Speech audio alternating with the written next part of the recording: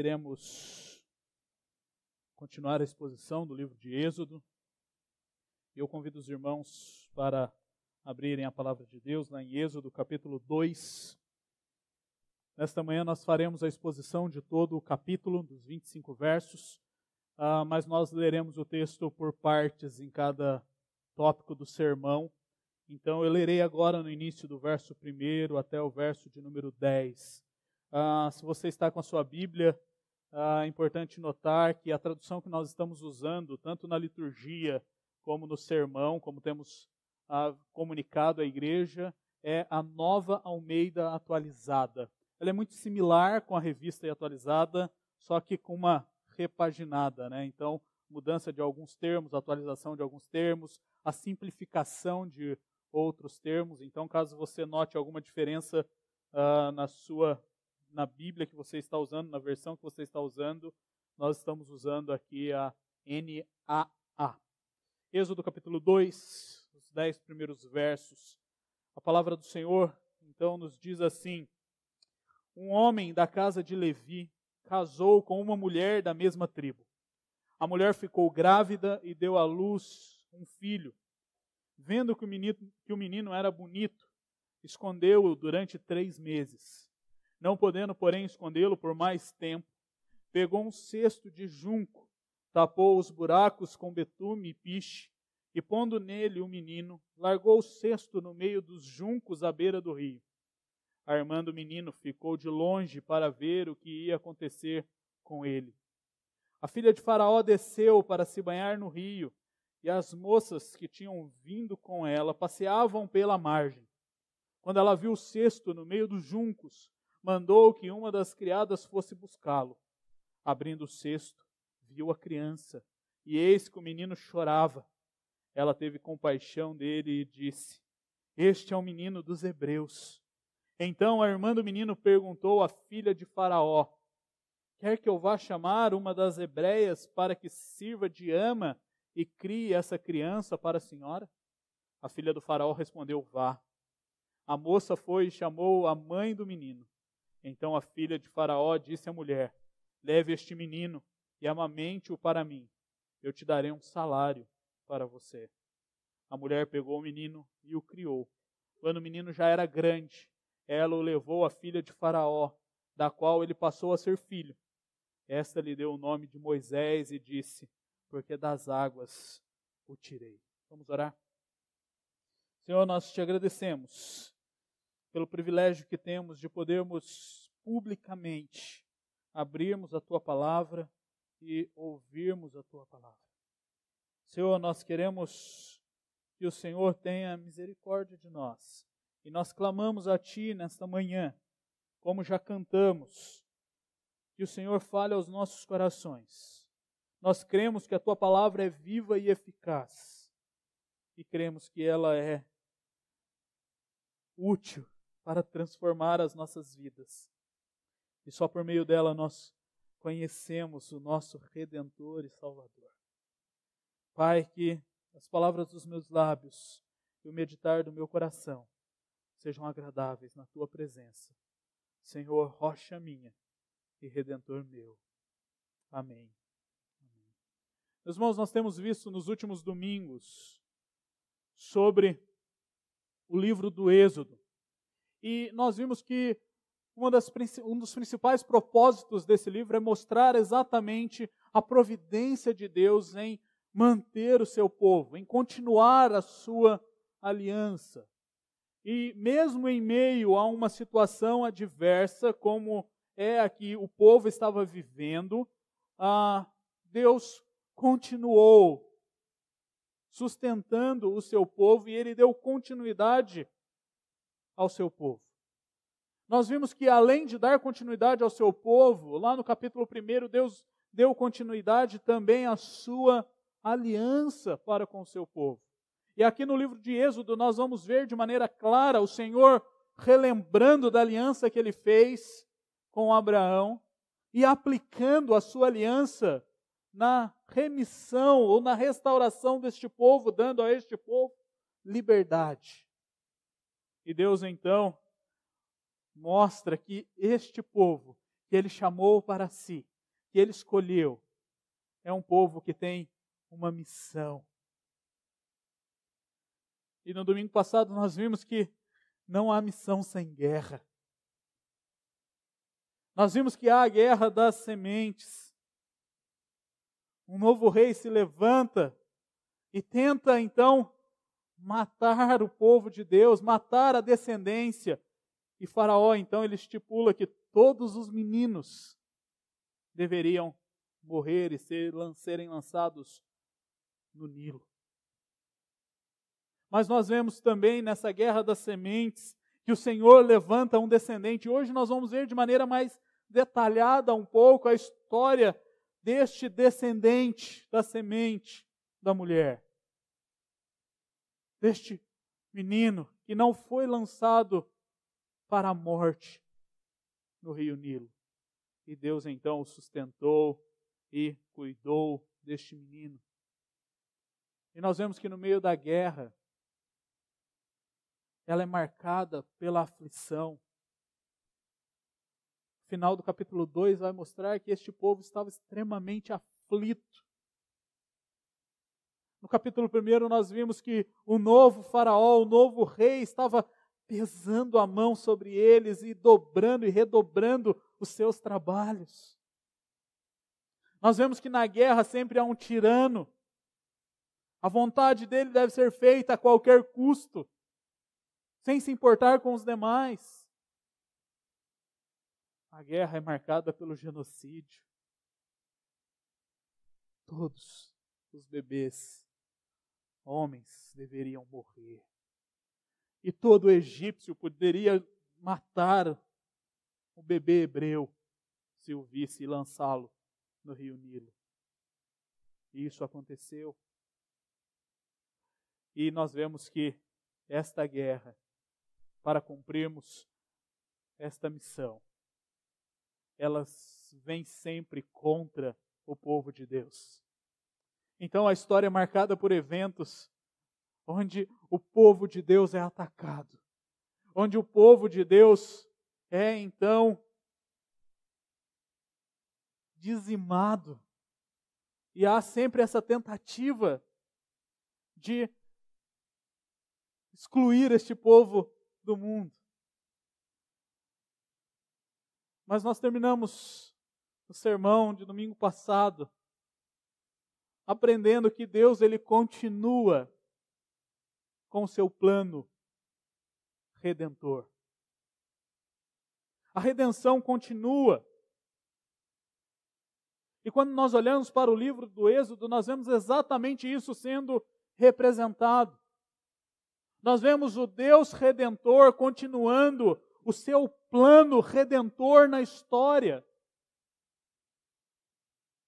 E Ele faz isso levantando um mediador. E hoje, nesse sermão, nós vamos ver Deus trabalhando na vida deste mediador. Deus levantando este mediador e trabalhando para que ele seja o libertador de Israel. Alguns anos atrás, alguns bons anos atrás, na minha adolescência, 15 anos atrás, fiz 30. Então, na minha adolescência, lá meus 15 anos, na minha cidade, a minha igreja tinha um programa de rádio. E o programa de rádio se chamava A Esperança. Jesus. E eu ficava pensando, né? Aquele nome nunca me saiu da cabeça. E eu sempre lembrava o programa de rádio, sempre A Esperança, Jesus. Eu lembrava da vinhetinha. E essa semana, estudando para o sermão, um dos comentaristas, ele escreveu, dizendo assim, a escolha e a preparação do mediador é exatamente a certeza de que há esperança. Este povo estava completamente aflito, ele estava sofrendo. Era um povo que estava sendo escravizado por 400 anos. E talvez esta certeza não fosse algo tão claro para eles. Ou não faria tanto sentido, porque como nós pensamos a esperança em 400 anos de escravidão? Em 400 anos, Deus não levantou o mediador e não levantou o libertador de Israel. Talvez a esperança não fosse algo tão vivo para eles e eles não vibrassem tanto com essa esperança. Daqui a pouco a gente vai ver que eles rejeitam Moisés. E depois Estevão, lá no capítulo 7 de Atos, vai declarar isso. Que eles não entenderam que ele era o libertador. A gente vai ver o porquê, mas eles não entenderam. Um povo que provavelmente havia se distanciado de Deus, mas que agora estava voltando seus olhos para o Senhor no meio da turbulência da vida. E muitas vezes nós somos este povo de Deus. Muitas vezes nós não vivemos a esperança. Muitas vezes nós nos esquecemos a esperança por causa das circunstâncias que nós passamos. E quando nós lemos o livro do Êxodo e nós lemos o capítulo 2, nós vemos que o Senhor reforça para o seu povo que há esperança e Ele trabalha na história para que essa esperança seja real e palpável.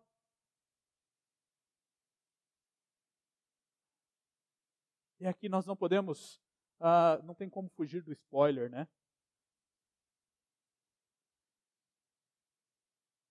A gente sabe o final dessa história. E nós sabemos que Cristo Jesus, o principal e o grande mediador, Ele já veio.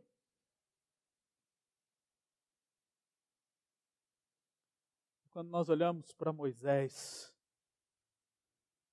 nós vemos o Senhor em Moisés, apontando para Cristo Jesus. E nós precisamos entender que em meio à guerra, Deus Ele continua sendo Deus. Ele continua sustentando o seu povo. Ele continua sustentando a sua aliança. E em meio às circunstâncias da nossa vida, sempre há esperança. E essa esperança tem nome. Deus, então, Ele vai preparar o mediador para o seu povo aqui no Egito. E a história que nós lemos nos 10 primeiros versos do capítulo 2, nós vemos o relato do nascimento de Moisés. E provavelmente essa é uma das histórias que nós mais conhecemos. E muitas vezes nós conhecemos pelos filmes, né? Há o filme O Príncipe do Egito, né? Outro spoiler, né? Aqui, lê Êxodo, você já vai ter o spoiler do filme, né? E nós temos uma ideia clara, né, do milagre do nascimento de Moisés em meio a uma circunstância totalmente desfavorável. E o nosso texto ele começa dizendo que um homem da tribo de Levi casou-se com uma mulher da mesma tribo. E eles tiveram então um filho. Em outras circunstâncias, em outro momento, essa seria uma história normal que nós não daríamos tanta visibilidade a ela. Se nós não nos lembrarmos do contexto em que eles estão inseridos, todo menino que nascesse no povo hebreu deveria ser morto. Agora vocês imaginem a mãe de Moisés. O livro de Êxodo mostra que ela já tinha 2 filhos, Arão e Miriam. Arão já era mais velho, então ele não faria parte dessa promessa do libertador que viria. Mas a mãe de Moisés provavelmente deveria pensar durante a sua gravidez, sem ultrassom, sem saber o sexo do seu bebê, que vem uma menina para fazer companhia para Miriam. Porque ela sabia que se nascesse um menino, a lei era morte. E aqui é uma conjectura, nós não sabemos o que passou na cabeça dela, mas eu imagino a minha cabeça, ou fico imaginando vocês, pais, e vocês que ainda serão pais. Eu creio que esse seja o pensamento comum, porque nós queremos preservar a vida que estamos gerando. Para que isso acontecesse, precisaria nascer uma menina. Mas é interessante que o nosso texto, ele diz que esta mulher, então, ficou grávida e deu à luz a um filho. E aqui nós temos uma questão de tradução bem interessante no texto, porque o texto diz assim, verso de número 2, vendo que o menino era bonito, escondeu-o durante 3 meses. Se ele fosse feio, jogaria no Nilo? Não, não é isso que o texto está dizendo. A palavra aqui no original, ela significa com saúde. Então ela viu que o seu filho, ele, usando um termo antigo, né, ele vingaria. Ele conseguiria sobreviver e passar os dias iniciais, os meses iniciais. Então ele não sobreviveu apenas por causa da sua aparência, né? É porque ele tinha saúde e ele conseguiria. E aquela mulher, então, ela resolve assumir esse desafio. Ela contraria toda a circunstância. E ela resolve manter o filho da aliança. E o texto bíblico diz que ela ficou com ele por 3 meses, escondendo aquela criança por 3 meses. Só que chega um momento, e aqui nós temos vários bebês, né? Não tem como segurar mais uma criança depois de alguns meses. Eu tenho uma de 9 meses, eu já não consigo segurar ela mais, ela já quer andar. Então, assim, não tem nem tamanho de gente ainda, já quer andar. Não tem como. E aquela mãe deveria ficar aflita. Imagine, aquele bebê começa a gritar, começa a descobrir a sua voz. Ele começaria a engatinhar.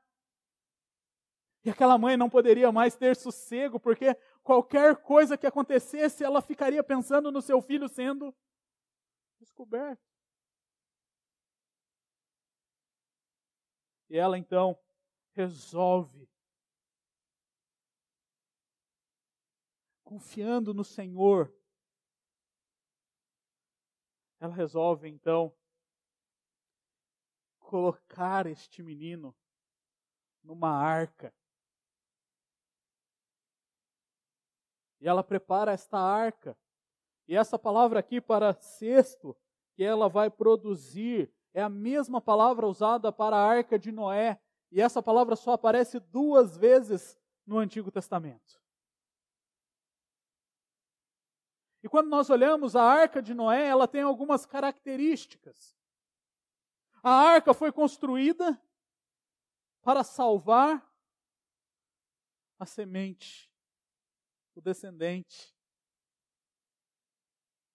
Essa arca foi construída para passar pelas águas.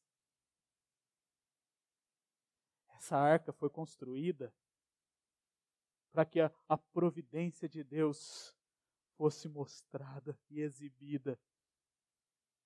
Agora nós temos uma nova arca. E aqui nós temos a arca agora de Moisés. A sua mãe prepara essa arca, ela forra essa arca, deixa essa arca impermeável, capaz de flutuar e de não afogar o bebê, contrariando todas as regras de segurança infantil com o bebê. Ela pega esta arca com o seu filho e coloca junto aos juncos na beira do rio Nilo.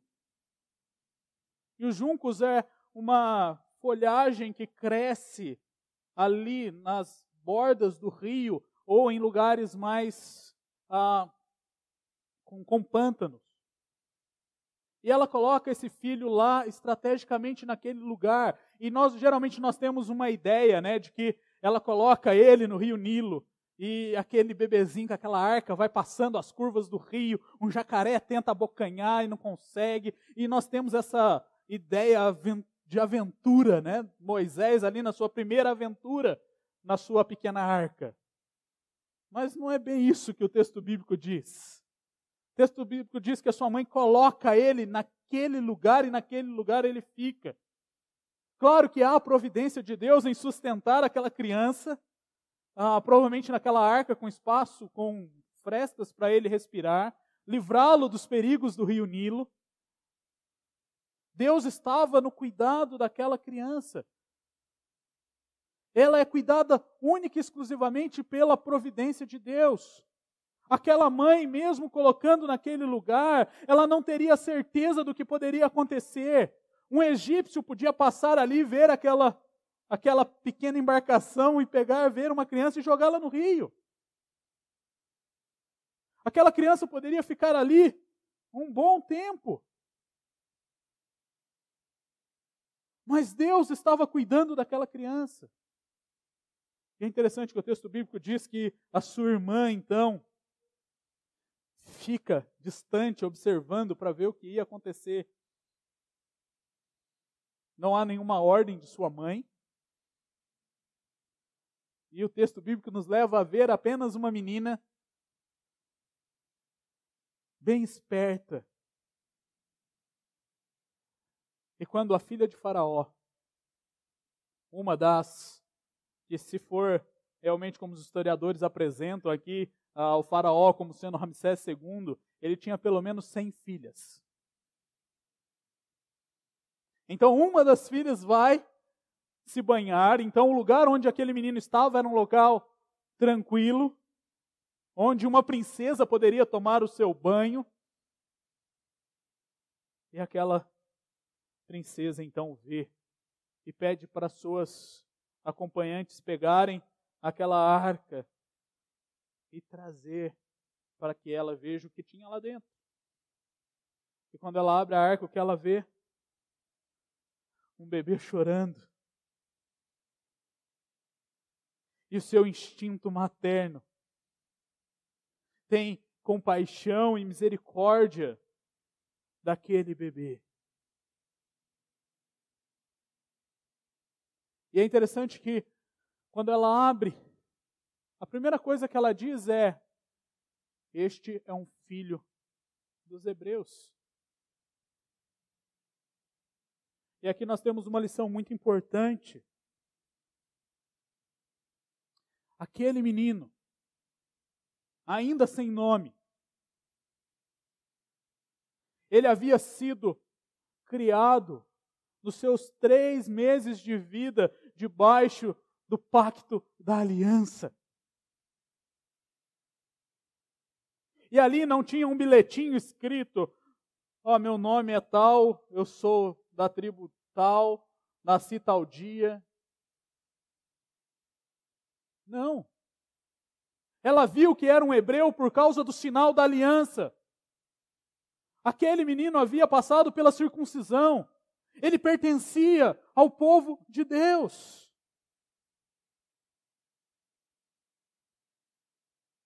E a sua irmã, então, esperta, vendo que a princesa havia encontrado a arca, provavelmente viu a compaixão dela para com a criança, ela corre e fala assim: a senhora quer que eu chame alguém para amamentá-lo?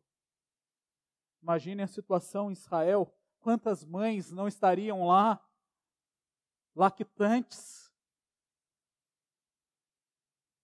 Seus filhos haviam sido mortos. Mas Miriam vai lá e a princesa, claro, e ela chama a mãe de Moisés. E a mãe de Moisés tem o privilégio de amamentá-lo e criá-lo nos seus primeiros anos de vida. E Deus, na sua graciosidade, na sua providência, ainda paga um salário para a mãe de Moisés cuidar de Moisés. Sustenta a casa, ajuda neste cuidado. Deus que conhece o início e o fim de todas as coisas. Ele é o primeiro e o último, como nós lemos em Isaías. Ele é o Deus que trabalha no meio, que faz com que todas as coisas aconteçam segundo a sua soberana vontade.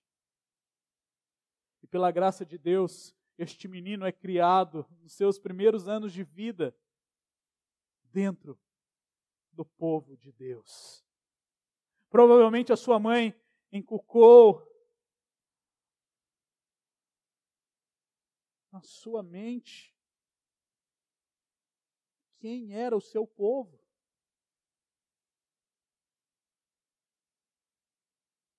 Apresentou quem era Deus. Apresentou o que era ser um hebreu. E ele foi criado nos seus primeiros anos de vida como filho da aliança. E quando nós criamos os nossos filhos debaixo da aliança do Senhor, nós estamos criando homens e mulheres para servirem a Deus e honrarem ao Senhor. Isso é bênção. E o mundo tem medo disso. Por isso Faraó mandou matar as crianças. Para que elas não fossem educadas no caminho do Senhor e não conhecessem esse Deus Todo-Poderoso. Nós precisamos entender que nós somos chamados por Deus para criarmos filhos dentro da aliança. E o texto, verso 10, ele termina dizendo que quando já maiorzinho, esta mãe passa por uma segunda dor, um segundo sofrimento. O primeiro foi deixar o seu filho no rio Nilo. E o segundo agora é entregar o seu filho já maior, novamente para a filha de Faraó, para que essa termine de criá-lo como seu próprio filho. Meus irmãos, quando nós olhamos para o agir de Deus na história, sempre que o mediador é levantado, há dor e sofrimento. Esta mãe teve que entregar o seu próprio filho. Deus entregou o seu próprio filho. Para que a redenção fosse concluída em Cristo Jesus, Ele precisou sofrer, Ele precisou se entregar por nós. E aquela princesa egípcia chama aquela criança de Moisés, tirado das águas. E a raiz do nome Moisés, ela é a raiz do termo libertar, tirar. E olha o agir de Deus na história do seu mediador. Aquele que foi tirado das águas vai ser usado para tirar o seu povo da escravidão do Egito. Aquele que havia ordenado que os bebês fossem lançados no Nilo para morrerem, tem a sua própria filha tirando um bebê hebreu do rio Nilo para a vida, e para dar vida ao seu povo sem escravidão. Deus, Ele então começa a preparar o seu mediador desde o seu nascimento. E o texto ele continua no verso de número 11. Ele diz assim: naqueles dias, sendo Moisés já homem feito, saiu para visitar os seus irmãos e viu o trabalho pesado que faziam. Viu também que certo egípcio espancava um hebreu, um do seu povo. Olhou para todos os lados e, vendo que não havia ali ninguém, matou o egípcio e escondeu o seu corpo na areia. Moisés saiu no dia seguinte e eis que 2 hebreus estavam brigando. Então perguntou ao culpado: por que você está espancando o seu próximo? O homem respondeu: quem pôs você como príncipe e juiz sobre nós? Está querendo me matar como matou aquele egípcio? Moisés ficou com medo e pensou: com certeza já descobriram o que eu fiz, informando informado deste caso, Faraó quis matar Moisés. Porém, Moisés fugiu da presença de Faraó e foi morar na terra de Midian. Chegando lá, sentou-se junto a um poço. Aqui nós vemos já Moisés, homem feito. Há um buraco nessa história. Há um espaço que nós não temos relatos desde a sua infânciazinha, lá provavelmente seus 3, 4 aninhos. Agora Moisés já sendo homem feito. Atos capítulo 7, no verso 21, 22, ali no discurso de Estevão, Estevão diz que ele tinha seus 40 anos. Então ele não é aquele jovenzinho que as histórias e os filmes relatam. Ele já era um homem. Ele estava no auge da sua masculinidade, no auge da sua vida. E é interessante que o nosso texto nos mostra que este homem, ele continua sendo parte do povo. E ele entendia isso. E o texto ele diz que Moisés, então, saiu para visitar os seus irmãos. E o texto aqui não faz referência aos egípcios, mas aos hebreus. Ele saiu para ver como estavam os hebreus. E no seu caminho, então, ele se depara com uma cena de um egípcio pesando a mão sobre um hebreu. O egípcio estava obedecendo a ordem de Faraó, que havia mandado aumentar o trabalho e endurecer o trabalho dos escravos. E aqui nós vemos um mediador tomando consciência do seu papel. Quando nós lemos Hebreus capítulo 11, nós vemos que Moisés ele já tinha essa consciência de que ele poderia ajudar o seu povo. Ele era um príncipe do Egito. Mas ele era um hebreu. E quando ele se depara com uma injustiça, Moisés ele tem um rompante de impulso. E ele erra. O texto diz que ele, olhando para os lados, viu que não havia ninguém. Ele vai e mata o egípcio na tentativa de salvar o hebreu. Um pregador, expondo este texto, ele disse que provavelmente Moisés ali, no auge da sua maturidade, da sua vida, ele olhou para aquele egípcio maltratando o hebreu e deve ter pensado: eu vou ser o que vai libertar o povo, então eu vou começar com esse egípcio. E ele assume um papel de justiceiro. E ele tenta fazer justiça com as suas próprias mãos. Por mais que nós possamos olhar para este fato e falarmos assim: Moisés fez bem. Ele ajudou o seu irmão. Ele foi homem, foi corajoso. Mas ele pecou. E ele tinha consciência disso porque ele o fez escondido, porque ele olhou para os lados e viu que não havia ninguém. E depois que ele matou o egípcio, ele escondeu o corpo. Mas é interessante quando nós olhamos para essa história, nós temos que nos lembrar de que Deus ele continua soberano. E Deus ele age mesmo nos nossos erros. Mesmo quando nós erramos, os planos de Deus não são frustrados. E quando nós olhamos para a ação de Moisés, ela foi importante para que Moisés então saísse da terra. Ela foi importante para que Moisés entendesse que ele precisava, que ele não conseguiria, na verdade, fazer aquilo com as suas próprias mãos. E o texto mostra que no dia seguinte, Moisés andando, ele vê 2 hebreus brigando. Se fosse um egípcio e um hebreu, ele poderia ter a mesma reação novamente. Mas ele olha e fala, gente, espera aí, vocês são do mesmo povo, da mesma tribo. Por que vocês estão brigando? Vocês têm que estar juntos. E o hebreu que havia sido confrontado, que era o culpado, ele olha para Moisés e diz assim, quem colocou você como autoridade na minha vida? Quem colocou você como príncipe sobre mim?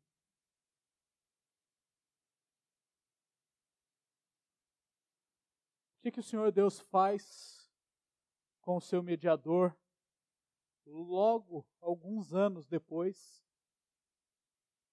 Ele coloca Moisés como príncipe do povo hebreu. Ele coloca Moisés como sendo a autoridade. Mas aquele não era o momento. Aquele homem precisava passar pela preparação. Ele precisava entender a sua dependência do Senhor. E agora ele vira um fugitivo. Ele vira um homem sem casa, sem povo. Os seus de sangue o rejeitaram. Deveriam olhar para ele e falar, peraí, você está fazendo o quê? Você é um príncipe egípcio.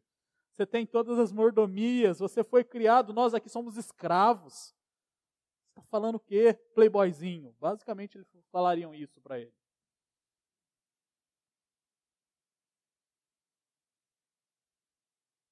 Mas ele não podia mais se refugiar no Egito. Porque ele havia matado um egípcio. E o faraó, então, quando soube, o sentencia à morte. Aquele homem estava sem casa, sem local. Havia se tornado um forasteiro. E Moisés então foge.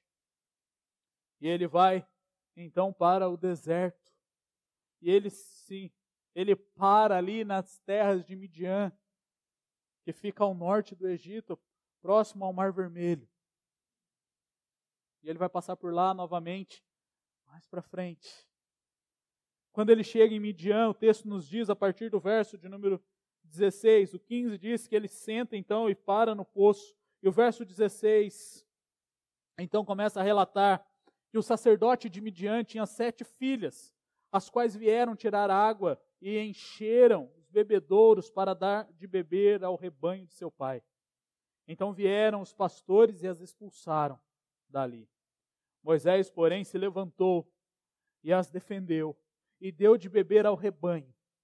Quando elas voltaram para junto de Reuel, seu pai, este lhes perguntou, por que vocês vieram mais cedo hoje?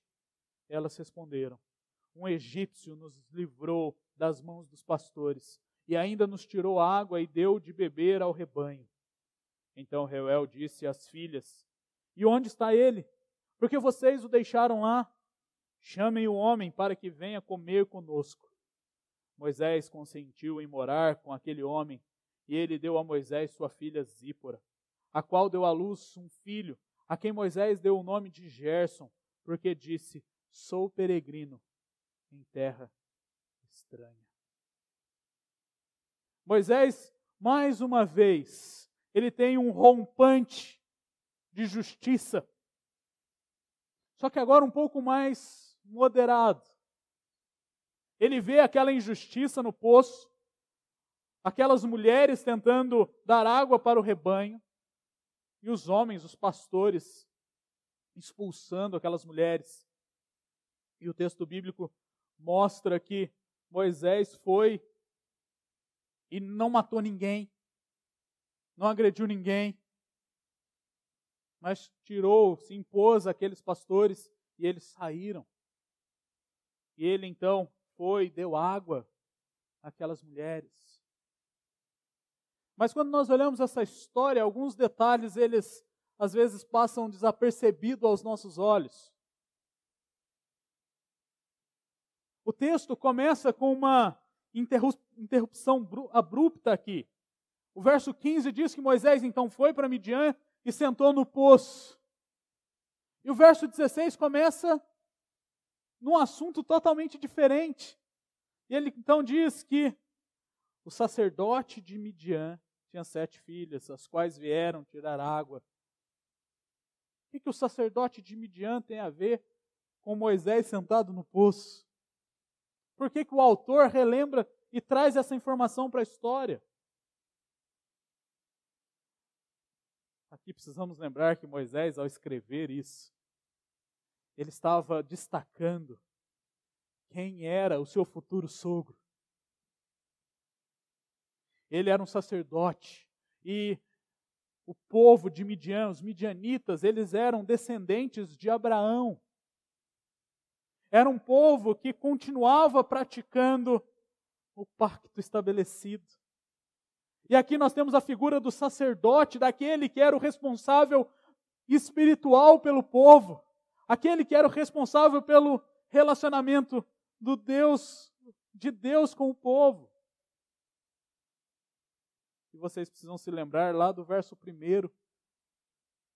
E Moisés, ele faz questão de deixar claro que a sua tribo era a tribo de Levi, que mais tarde é a tribo separada para servir ao Senhor e exercer o sacerdócio no meio do povo. E aqui Moisés, então, ele encontra o seu lar.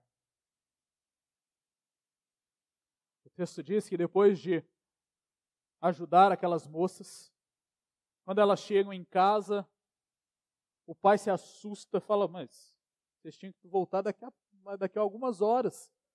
Como é que vocês fizeram isso tão rápido? Eram mulheres, um poço profundo, levantar, puxar água, dar água para os camelos, abastecer os seus recipientes. E elas fizeram rápido porque Moisés as ajudou. E Reuel, então, diz, cadê este homem? É interessante que essas mulheres o chamam de egípcio. Elas não poderiam saber, como a filha de Faraó, que ele era um hebreu. Provavelmente ele estava trajado como um egípcio. E quando Reuel o chama, ele vem. E aqui nós temos outro tempo se passando, né? Porque a gente lê um verso no seguinte, Moisés já está morando na casa dele, já se casa com a filha. Nós vemos um tempo aqui se passando, não foi imediatamente em seguida, né? Então não foi agradecimento, agora você mora com a gente e casa com a filha. Mas nós vemos agora Moisés encontrando o seu lar, a sua casa. E é interessante que nós vemos isso aqui, porque ele tem a sua esposa, e ele estabelece o seu filho, e ele tem um filho com essa esposa. Agora ele tem um lugar, ele tem uma estrutura familiar, ele tem uma casa. Alguém que havia sido rejeitado pelos egípcios e pelos hebreus, agora encontrou seu lugar. E ele ali ficou com Reuel. E mais tarde vai ser chamado de Jetro. Então é a mesma pessoa, Reuel e Jetro. E ele ali fica. E o seu filho nasce. E é interessante que ele coloca o nome do seu filho de Gerson. E ele coloca isso porque o nome significa sou peregrino em terra estranha. Mesmo tendo agora o seu lar, mesmo tendo constituído a sua família, naquele lugar ele ficaria mais 40 anos da sua vida. Ele ainda reconhece que ele é um peregrino, que ele é um forasteiro. E aqui Deus trabalha na vida de Moisés, e a gente vai ver isso mais na continuação, no capítulo 3. Como Deus trabalha na vida do seu servo, para que ele se torne então o mediador, aquele que libertaria o seu povo. E o final do nosso capítulo, ele mostra o motivo de Deus para a redenção do povo. Ele mostra o porquê Deus levantou o seu mediador.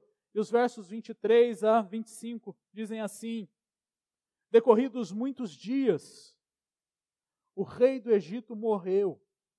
Os filhos de Israel gemiam por causa da sua escravidão. Eles clamaram, e o seu clamor chegou até Deus. Deus ouviu o gemido deles e lembrou-se de sua aliança com Abraão, com Isaque e com Jacó. E Deus viu os filhos de Israel e atentou para a situação deles. Aqui nós temos 4 expressões que marcam o cuidado de Deus para com o seu povo.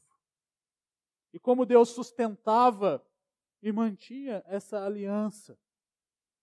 Aqui nós vemos que Deus, então, ao ouvir os gemidos, ouvir os clamores do seu povo que estava sofrendo, Ele então escuta o seu povo. Ele relembra da aliança feita com Abraão, com Isaque e com Jacó. Ele vê o sofrimento do povo. E o texto diz que ele então atentou para a situação. E a ideia aqui do texto é que Deus então conhece a situação do seu povo e conhece o seu povo. E o verso 23, ele começa com essa informação importante, que o rei do Egito havia morrido. Isso significava que Moisés poderia voltar para o Egito como um profeta e não como um fugitivo. O rei que havia perseguido agora já não mais reinava.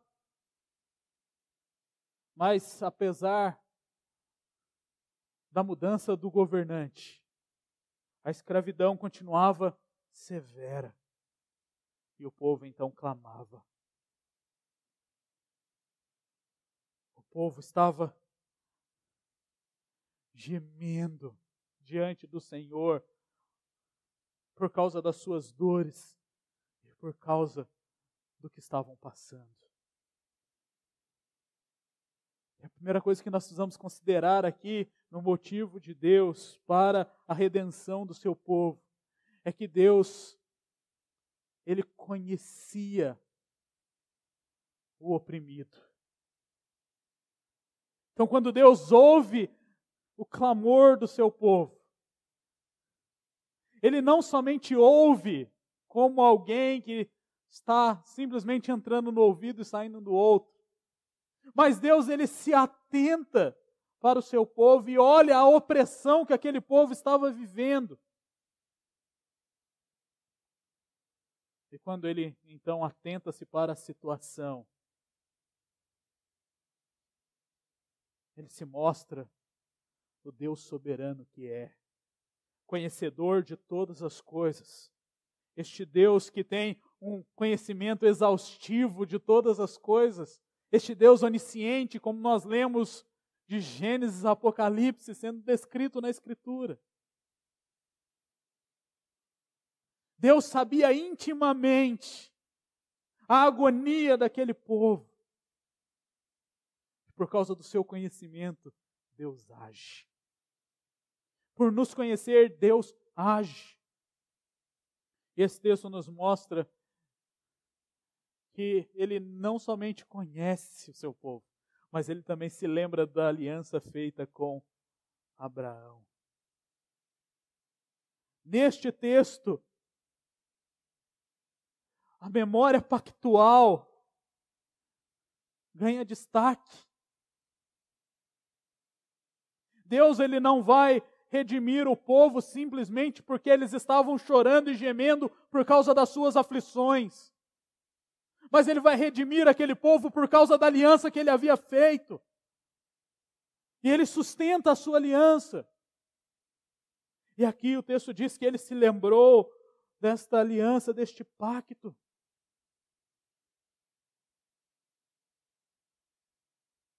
O mediador estava sendo preparado.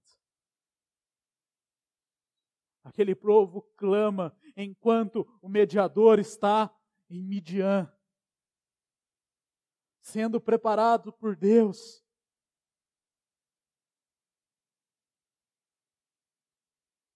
E nós precisamos nos lembrar que, independente da circunstância que nós possamos viver, o Senhor nos conhece porque nós somos o seu povo e Deus, Ele se lembra da sua aliança.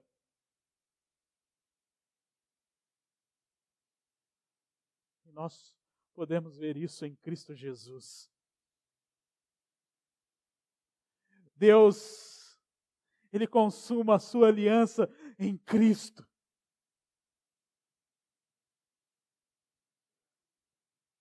E Ele se atenta para nós. Ele ouve a nossa súplica. Ele relembra a sua aliança por meio da obra de Cristo. Ele vê a nossa aflição e Ele nos conhece. E aqui o texto mostra que a redenção só é possível porque existe um Deus soberano, que é o primeiro e o último e que faz todas as coisas cooperarem para o cumprimento da sua soberana vontade. No momento certo, Deus, Ele relembrou a sua aliança, mas Ele já estava trabalhando com o mediador. Um mediador imperfeito, que aponta para o Redentor perfeito. E como povo de Deus, nós precisamos lembrar que Deus, em toda a história, Ele sempre preparou o mediador para redimir o seu povo, para libertar o seu povo. De maneira definitiva e completa, Ele fez em Cristo. E por causa de Cristo, o apóstolo Pedro, ele diz na sua primeira epístola que nós, então, somos povo de propriedade exclusiva do Senhor, porque nós somos comprados com o sangue de Cristo. E como povo de Deus, você não deve se envergonhar da sua cidadania. Você não deve se envergonhar de ser povo de Deus. Moisés, apesar dos seus atos impulsivos, ele decidiu pertencer a este povo e ele fugiu para servir ao Senhor. Sendo o príncipe do Egito, ele ia ver os seus irmãos, ele não se envergonhava de ser hebreu. Como povo de Deus, nós não podemos nos envergonhar do Evangelho. Este Evangelho que nos comprou para pertencermos ao Deus soberano e único que nós cantamos aqui em toda a nossa liturgia. Mas nós não devemos apenas sermos passivos, não nos envergonharmos, mas nós devemos nos identificar com este povo. E como cristão, as pessoas precisam saber que você é cristão. Como parte do povo de Deus, você precisa ter coragem de se identificar como tal. Não é simplesmente ficar lá, não me envergonho não, se alguém me perguntar eu respondo. Se a pessoa precisa perguntar se você é cristão, tem um problema. Isso tem que ser nítido na nossa vida. Isso tem que estar estampado na nossa cara.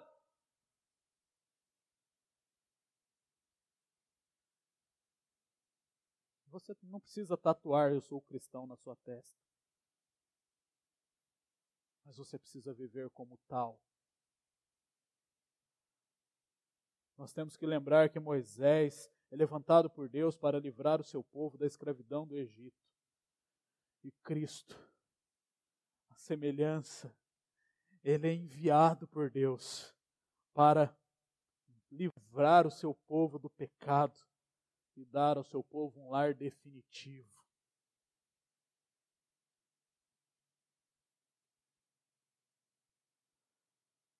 nós não podemos esquecer, meus irmãos, que Deus está perto e os seus olhos estão sobre nós. Apesar das situações, e apesar dos nossos erros, muitas vezes, Deus continua trabalhando na história e usa isso para que a história da redenção se cumpra. O reverendo Mauro tem feito essa pergunta constantemente nos últimos 2 meses. Qual tem sido o seu papel na história da redenção?